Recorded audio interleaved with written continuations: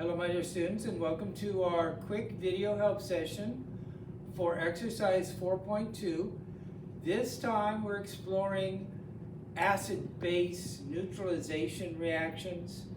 Previously we did double replacement or double displacement reactions, metathesis reactions as your text calls them. We also are going to move on to redox reactions, oxidation reduction reactions, and some other types of reactions.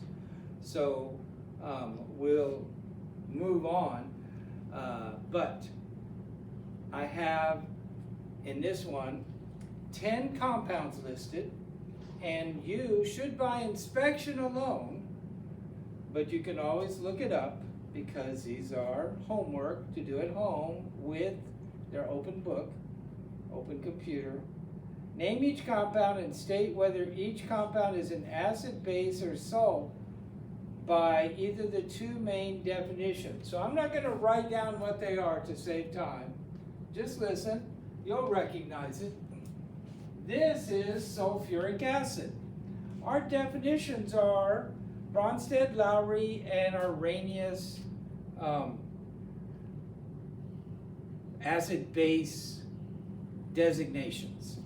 And so one says if it donates a proton, H+,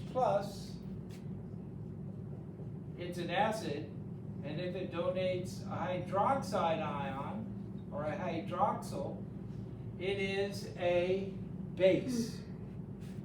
The other one simply says if it adds protons to solution, it is an acid, but also if it removes hydroxide ions from solution, it's an acid because it's lowering the pH. And similarly, if it removes protons from solution or adds hydroxide ions to solution, it's a base. So it's, they discovered that some things, have that ability. I'm going to talk about a couple of them here. H2SO4, sulfuric acid, donates 2 protons. Now there's a third definition which we haven't covered yet, and that's a Lewis acid, where you have, lone pairs of electrons, and we will talk more about that next semester probably, and later this semester. So this is an acid. Ammonia is a base. This is ammonia gas. It's a gas. You dissolve it in water, bubble it through water. You form ammonium hydroxide, a base. And this is actually a trick question because technically it's what we call a Lewis base because of its lone pair of electrons. But we're going to call it a base. The next one is sodium hydrogen carbonate. You know it as baking soda or sodium bicarbonate. That's its old name. That's the way I learned it when I took freshman chemistry in 1972. But it is sodium hydrogen carbonate. And this is kind of a trick question because it is a salt, but it can be a weak base dissolved in water, or a weak acid if you dissolve it in an alkaline solution. So, but it's a cation and an anion, a metal and a non-metal. It is a salt for our purposes. Just keep it simple. But again, a trick question. Here's the ammonium ion with a chloride. That makes it a salt. And barium hydroxide is clearly, when it dissolves in water, forms barium and 2 hydroxide ions, and this is a base. Okay? And sorry about the trick questions, but calcium carbonate, we talked about this in the last one. This is basically limestone. It's a metal plus a non-metal, and it's a salt. Here's HCl, hydrochloric acid. So I'm giving you the names orally, A-U-R-A-L-L-Y. and orally, because I'm speaking them, but I'm not writing them down just in the interest of time. This hydrochloric acid, of course, is an acid because it donates an H+. In water, this is a gas. You can bubble it through water and make a solution with a concentration up to about 37%, and it dissociates in water into H+ and Cl-. And it's about a pH -2. So when your teacher told you the pH scale goes between 1 and 14 or 0 and 14, they were wrong. Because this makes I want to say 12 molar, 12.6 molar or something solution. So it's between -1 and -2. This is carbonic acid. If you blow carbon dioxide into water, it combines with CO2 in your breath, combines with water, and forms H2CO3. And this is carbonic acid. It's the acidic component of carbonated drinks. And it is, of course, an acid. It is a proton donor. It donates protons or hydrogen ions. Sodium chloride. Is anybody who doesn't know that's a salt? I guess I've been abbreviating, so I'll be consistent. And this one is acetic acid. This is written this way instead of C2H4O2. This is its structure as a methyl group, CH3, attached to a C double bond OOH, and because the electronegativity and electron withdrawing properties of these oxygen atoms on that molecule, 3 H's,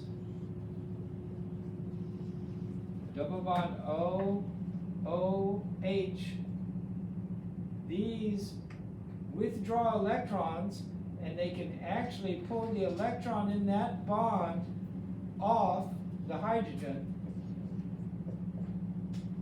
and get the acetate anion, it's got a negative charge here, plus H+.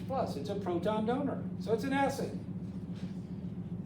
There's your answers. Okay, you want the names again? Sulfuric acid, ammonia, sodium hydrogen carbonate, ammonium chloride, barium hydroxide, you don't have to say dihydroxide, barium hydroxide, calcium carbonate, hydrochloric acid, not hydrogen chloride. If it were just the gas, that would be the case, but we're studying acids and bases. Sodium chloride and acetic acid.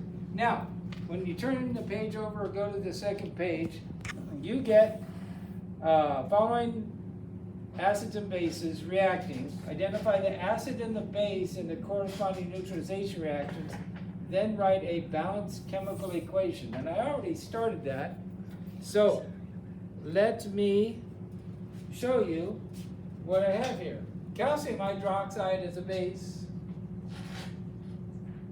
sulfuric acid is an acid, and when I do this, I will get calcium sulfate,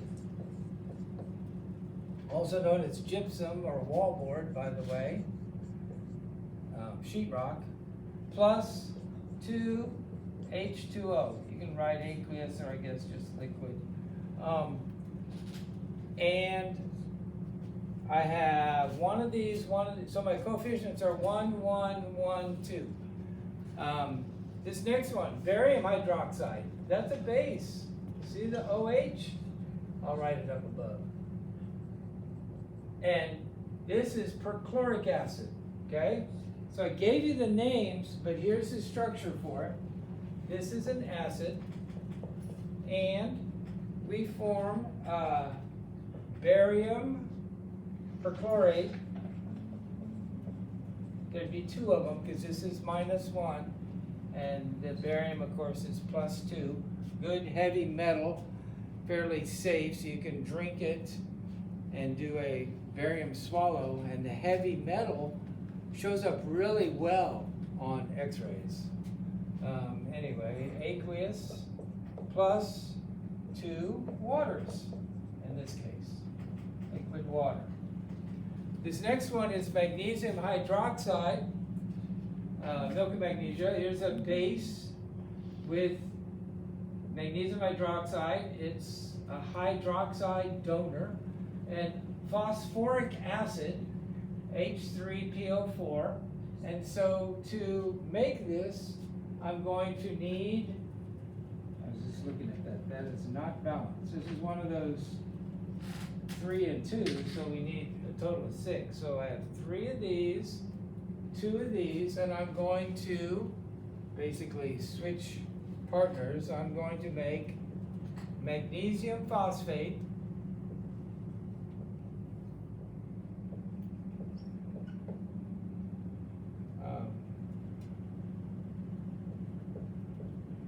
and that I believe is insoluble, plus 3 waters. I guess I'll stick with the purple, so I don't need parentheses there. 3 H2O liquid water. Okay? And the magnesium hydroxide was a base, the phosphoric acid was the acid. And here's sodium hydroxide, common, it and potassium hydroxide both get referred to as lye. Common component drain cleaners used to make soap. I'm writing lye, but it's a base. And hydrochloric acid again, which is an acid, one of the strong acids. And it is, we're going to form sodium chloride, and I think it's balanced that way, which is soluble in water, plus 1 water. So my coefficients are 1, 1, 1, 1. Now what do these reactions all have in common? Here's your take home from the whole module, not the whole module, from this portion of the module and this assignment. And that is, when you mix an acid and a base, this is called a neutralization reaction because the base neutralizes the acid, or the acid neutralizes the base. If you start with a basic solution, add acid, your pH is going to go down and approach neutrality, or pH 7, until you start adding an excess of acid, in which case your pH will go lower. Remember, it's an inverse scale, so the pH scale, if you get lower, means you have an increase in acid concentration. So neutralization reactions occur between an acid and a base. This is what they have in common. And they all form water and a salt. So in a reaction forming water and a salt, it's an acid-base reaction. You mix an acid and base together. The salt may be insoluble and precipitate out, or it may be soluble, but you form water and a salt. So we will move on to the activity series and oxidation reduction reactions in the next exercises, and I will post a new video help session for those a little bit before they're due. So until then, stay safe and keep studying.